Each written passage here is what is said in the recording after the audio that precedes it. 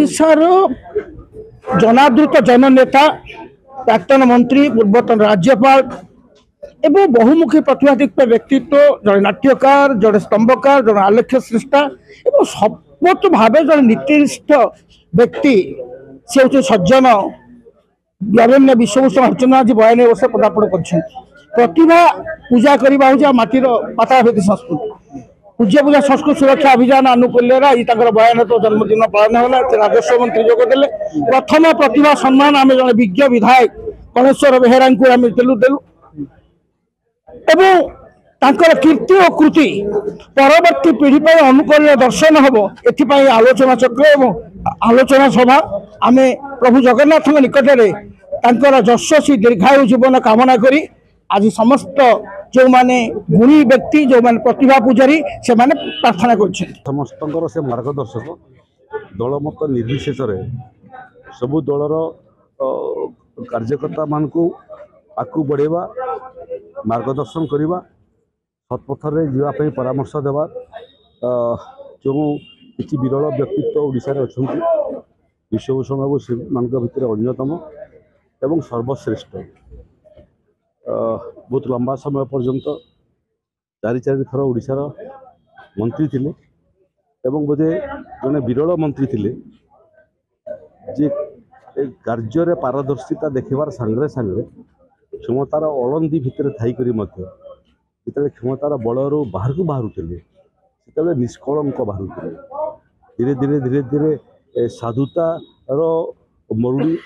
समाज रे आरंभ है से मरुड़ी भितर सबुठ शस्य श्यामल क्षेत साधुतार एवं उदाहरण साधुतार विश्वभूषण बाबू मंत्री भी थिले छत्तीसगढ़ महामहिम राज्यपाल थे आंध्र प्रदेश महामहिम राज्यपाल थी एवं उभय राज्य कार्य काल समाप्त कर फेरला बेलू से राज्यर राजनेता माने मुख्यमंत्री पर्यंत भाव विहल होकर आखिरी से लुह बाहर विश्वभूषण मार्गदर्शन आम आपको राज्यपाल भाव में पाइबू ना 91 वर्ष पूरी 92 वर्ष पदार्पण कले भगवान तांको निरोगी रखंतु दीर्घायु करंतु एवं ओडिशा को ओडिशार अस्मिता को आगू बढ़ापी ओडिशार विकास को आगू बढ़ापी ओडिशार भल मनीष तैयारी करने जो अहरह कार्य से कार्य यशस्वी हो से बाबद महाप्रभु जगन्नाथ माँ समलेश्वरी पर्याप्त शक्ति सामर्थ्य दिंतु दीर्घायु करंतु ओडिशार सेवा करने जिते कहले भी नियंट हम कारण से विश्वभूषण हरिचंद्र नाम समस्त पूज्य से ओडिशा राजनीतिर माने पिता भीष्म पितामह आउ साधारण नुहति असाधारण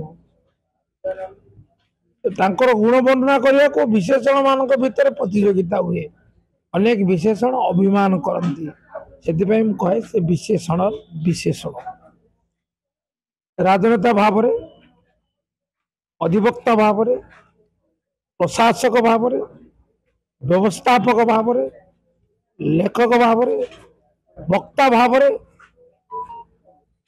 से वास्तव में असाधारण आज तांकर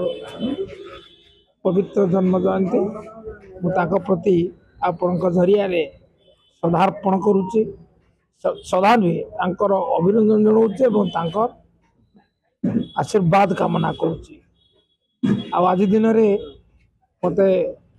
विश्वभूषण प्रतिभा सम्मान विभूषित कर अनुष्ठान सभापति विशेषकर बहुमुखी प्रतिभाधर श्रीयुक्त पद्मन शतपथी एवं सहयोगी चयनकर्ता बंधु मान